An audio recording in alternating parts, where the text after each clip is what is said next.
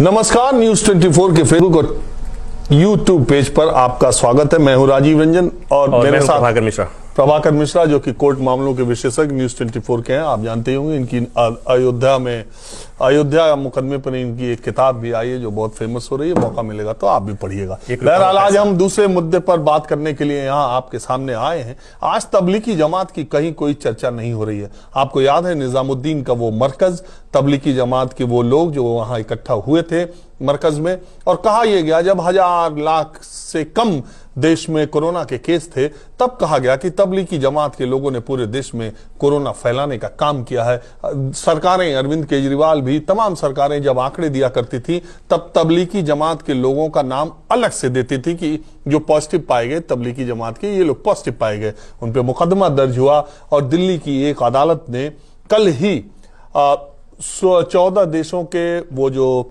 विदेशी तबलीगी जमात के लोग थे जो मरकज में आए थे उन लोगों को बाइज्जत बरी किया। उनको कोर्ट ने कहा कि कोरोना फैलाने का कोई आरोप इन पर सिद्ध नहीं होता है, और वहां निजामुद्दीन थाने के जो एसएचओ हैं उनको लताड़ लगाई। और लेकिन इस खबर की कहीं कोई चर्चा नहीं है। आपने किसी टीवी चैनल पर डिबेट भी नहीं सुनी होगी, और हमने भी जितना देखा उसमें किसी चैनल पर दिखाई नहीं दिया।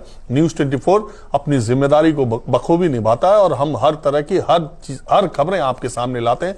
इसलिए आपको भी ये जानना जरूरी है। जो लोग ये कह रहे थे कि तबलीगी जमात की वजह से देश में कोरोना फैला है, उनके मुंह पे ये करारा तमाचा है। अब आंकड़ा 1 करोड़ से ज्यादा है। प्रभाकर, मैं पहला सवाल यही पूछूंगा कि जो ये केस था, अदालत ने उनको कह दिया कि भाई आप जा सकते हैं और आप पे कोई आरोप सिद्ध नहीं होता। फिर जब ये आईओ की दलील जो वहां फटकार जो लगाई गई वो किस तरीके से, जरा सा केस के बारे में बताइए। राजीव जी, एक एक आदमी को याद है, और जो लोग बैठे हुए हैं, स्टूडियो में डिस्कशन नहीं हो रहा था, प्रत्येक हाउस होल्ड में, घर घर में प्रत्येक सदस्य इस बात पर चर्चा कर रहा था कि देश में कोरोना की बीमारी फैली है, महामारी फैली है, तो उसके लिए एकमात्र एक संस्था जिम्मेवार है, वो तबलीगी जमात। और निजामुद्दीन ऐसे लग रहा था कि चाइना से नहीं आया है, वो निजामुद्दीन के उस मरकज से आया है। और अफरा तफरी में आरोप तय किए गए, कोर्ट में चार्जशीट फाइल की गई, अदालत, निचली अदालत में मामला गया। वो जाना चाहते थे विदेश, वो विदेश जाना चाहते थे और उन्हें नहीं जाने दिया गया। कोर्ट में बार बार ये कोई आरोप जब साबित नहीं कर पा रहे थे निचली अदालत में, सुप्रीम कोर्ट तक मामला गया था राजीव जी। सुप्रीम कोर्ट में मामला गया, सुप्रीम कोर्ट ने कहा कि भाई इन्हें आप वापस जाने दीजिए। सरकार को कहना पड़ा, पुलिस को ये कहना पड़ा कि हम वापस तो जाने देंगे लेकिन कुछ औपचारिकताएं हैं। और अब जब निचली अदालत ने एकदम से फटकार लगाई, ये कहा कि भाई न कोई परेड हुआ, न कोई जांच हुई, आपने किस आधार पर इन्हें कह दिया कि 2500 में इतने विदेशी थे। पहली बात। दूसरी बात एक बड़ी रोचक है जो आपने चर्चा भी किया कि जब उस समय आंकड़े आ रहे थे, तो मैं केंद्रीय एजेंसी की बात नहीं कर रहा हूं, मैं दिल्ली पुलिस की बात नहीं कर रहा हूं। जब दिल्ली सरकार आंकड़े जारी कर रही थी तो उसमें से तबलीगी जमात में शामिल लोगों में से कितने लोग कोरोना पॉजिटिव पाए गए थे, उनके लिए अलग से आंकड़े आ रहे थे। और वही नहीं हुआ, देश के अलग अलग कोने में टोपी पहनने वाले मुसलमानों को चिन्हित किया गया और इस तरह के वीडियोज वायरल किए जाते थे कि वो फल में कुछ सलाइवा लगाते हैं, थूक लगाते हैं और पता नहीं किस किस तरह की बातें, और उन्हें इस घटना के नाम पर विलेन साबित करने की कोशिश की गई। और अब नियम तो ये कहता है कि जब कोर्ट ने क्लीन चिट ही नहीं दिया, जब ये कहा कि बेवजह का, फिजूल का ये पूरा प्रोपेगेंडा फैलाया गया था। और एक बात और याद है कि तबलीगी जमात के प्रमुख मोहम्मद साद, उनके लिए लग रहा था कि वो तो ओसामा बिन लादेन से ज्यादा खतरनाक साबित करने की कोशिश की गई थी, और रोज छापे पड़ रहे थे, और एक तरह से लगा कि अब उन्हें पकड़ करके उन्हें टांग दिया जाएगा। और मुझे अचरज होती है देश में ज्यादातर लोगों को मरकज का मतलब नहीं मालूम कि मरकज का मुझसे कई लोगों ने कहा उनको मरकज करने की क्या जरूरत थी। हाँ। अरे मैंने कहा मरकज का मतलब जैसे तुम्हारे धर्मशाला है वैसे उनका मरकज है, वो मरकज में आके रुके हुए थे। दूसरी बात, मैं खुद वहां गया मरकज में, निजामुद्दीन के मरकज में एक बार मैं पहुंच गया था।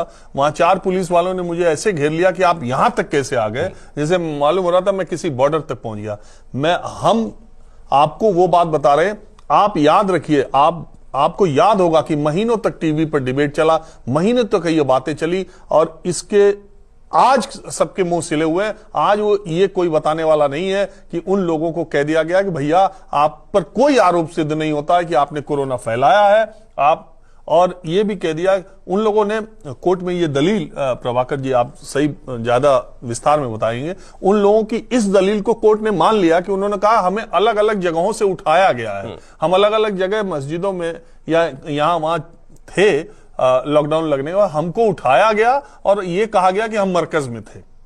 एक रोचक बात और बताऊं, इलाहाबाद से जुड़े हुए हैं आप, इलाहाबाद विश्वविद्यालय से, इलाहाबाद विश्वविद्यालय के एक प्रोफेसर शाहिद, उनको इसी आधार पर यूनिवर्सिटी ने सो कॉज नोटिस दे दिया कि उनके यहां कोई मरकज के किसी सदस्य, कुछ सदस्यों को उन्होंने हेल्प किया था, उनको आश्रय दिया था। हाँ, राजनीति शास्त्र के प्रोफेसर। और ये इतनी शर्मनाक, एक तरह से कहें ये शर्मनाक स्थिति है। और हम ये कहेंगे कि इसके लिए मैंने जब कहा कि प्रत्येक हाउस होल्ड में इसकी चर्चा हो रही थी, तो उसके लिए जिम्मेवार कौन था? शाम के और दिन भर टेलीविजन चैनल में यही खबरें चल रही थी, दिन भर यही चल रही थी, और लोगों ने, घरों में बैठे हुए लोगों ने कर दिया कि भाई देश में सत्यानाश हो गया, ये कोरोना की महामारी के लिए एकमात्र ये तबलीगी जमात के सदस्य जिम्मेवार हैं। और तबलीगी और मरकज के नाम पर देश में जितने मुसलमान हैं, वो चाहे बिहार के पूर्णिया की बात हो या भागलपुर की बात हो या इलाहाबाद की बात हो या कहीं की बात हो, सबको आतंकी खलनायक घोषित करने की कोशिश हुई। और आज नियम यह कहता है कि जब कोर्ट ने इस तरह की बात कही है तो सब जगह एक चर्चा होती, और कम से कम न्यूज चैनल वालों को तो ये बात खबर दिखानी चाहिए थी कि ये गलती। हमें उम्मीद है, आप जो दर्शक हमको देख रहे होंगे, हमें उम्मीद है, और शायद आप खंगाल भी लीजिएगा सोशल मीडिया प्लेटफॉर्म पर भी या किसी पर भी, न्यूज 24 के अलावा शायद इस मसले पर आपको चर्चा करते कोई पत्रकार और कोई चैनल, कोई प्लेटफॉर्म आपको नहीं मिलेगा। हमारा मकसद इधर उधर की बात करना नहीं है, हम वो रिपोर्ट करते हैं जो सच है। हम अदालत की बात कर रहे हैं, हम अदालत ने जो कहा है, इसीलिए तमाम मुद्दे, तमाम विवाद, तमाम चीजें जब सामने आती है, हम बार बार आपसे ये अपील करते हैं कि जब तक वो कानून तौला न जा सके, जब तक फैसला आ न जाए, जब तक अदालत उस पर फैसला न करे, तब तक आप अपना कोई विचार न बनाया कीजिए। आपको याद होगा कि अयोध्या केस के दौरान हम और प्रभाकर मिश्रा 40 दिनों तक लगातार कार्रवाई को आपके सामने देते रहते थे, दोनों पक्षों की बात जो दलीलें देते थे, उसी को प्रभाकर मिश्रा ने एक किताब में कलमबंद भी किया है। तो आज इस चर्चा में बस इतना ही, लेकिन इतना याद रखिए कि अगर आपने भी तबलीगी जमात और मरकज को लेकर के अपने मन में दुर्भावनाएं पाली थी, तो 2 मिनट आंख बंद करके आज विचार कीजिए, थोड़ा विचार कीजिएगा किसी के बारे में अंतिम फैसला लेने से पहले। जल्दी थोड़ा हम लोगों को है, प्रभाकर को एक दूसरी डिबेट में स्टूडियो में जाना है। फिलहाल बस इतना ही। नमस्कार, मैं हूं मानक गुप्ता। अगर आपको हमारा ये वीडियो पसंद आया हो तो इसे लाइक और शेयर जरूर करें, और हाँ, हमें सब्सक्राइब और फॉलो करना ना भूलें ताकि आप देश और दुनिया की कोई खबर मिस ना करें।